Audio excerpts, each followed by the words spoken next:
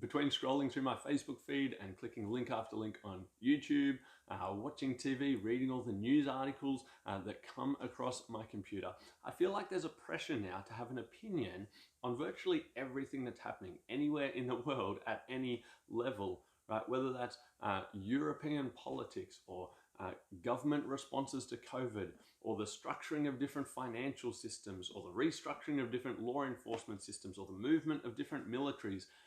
It feels like all of the things that are being done all over the world are something which I'm meant to have an opinion and that I have a right to speak into.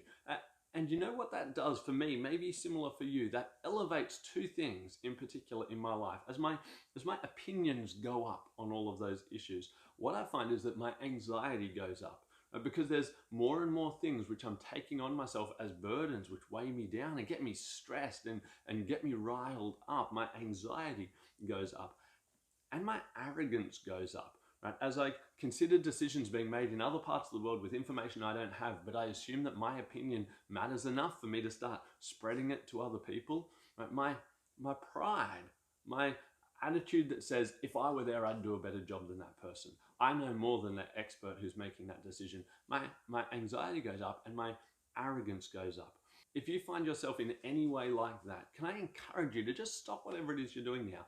Take a couple of minutes and read Psalm 131. It's only 3 verses. It's a couple of lines. Take the time to read it. If you think you don't have time to read it, this is the sort of psalm that will give you back time, right? You'll have more time in your day if you read this part of God's word and obey it than if you just skip over it now. So take the time now to look at it. Psalm 131. It's a song of ascent. What that means is it's one of the songs they sang as they approached the temple, as they came to God's place.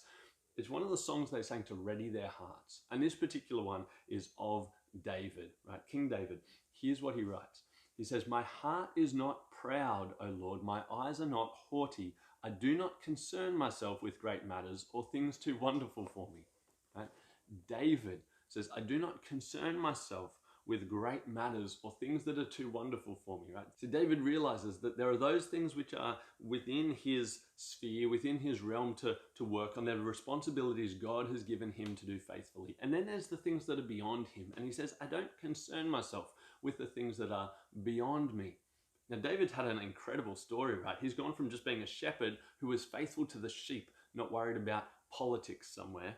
And then when he was in a place where he saw God's people being taunted and God being taunted by Goliath, when he was in that space, he stepped up and was faithful in that space. When he was anointed king, he stepped up and he was faithful in that space. But he wasn't assuming the right to have opinions about things that were beyond him and getting himself stressed and getting himself prideful, concerned with things that God had not given him responsibility over.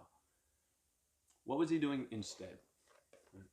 Verse 2, but I have stilled and quietened my soul. Like a weaned child with its mother, like a weaned child is my soul within me. O Israel, put your hope in the Lord both now and forevermore. What's David done? Instead of choosing to have opinions on things that aren't his area of responsibility and that lifting his anxiety and that lifting his arrogance, what's he done instead? He's stilled and quietened his soul. He says, like a weaned child with its mother, right? A baby who's just been fed in its mother's arms is not worried about the decisions that mum is going to make. It just is embraced in love and trusting and relying on its mum. And David says, that's my relationship with God. When I'm in God's embrace and I know that he provides for all of my needs, I don't need to go worrying about the way God's running things that are out of my control.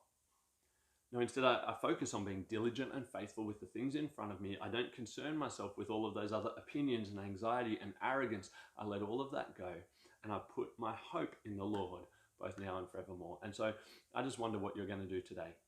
I'm thinking about what I'm going to do today.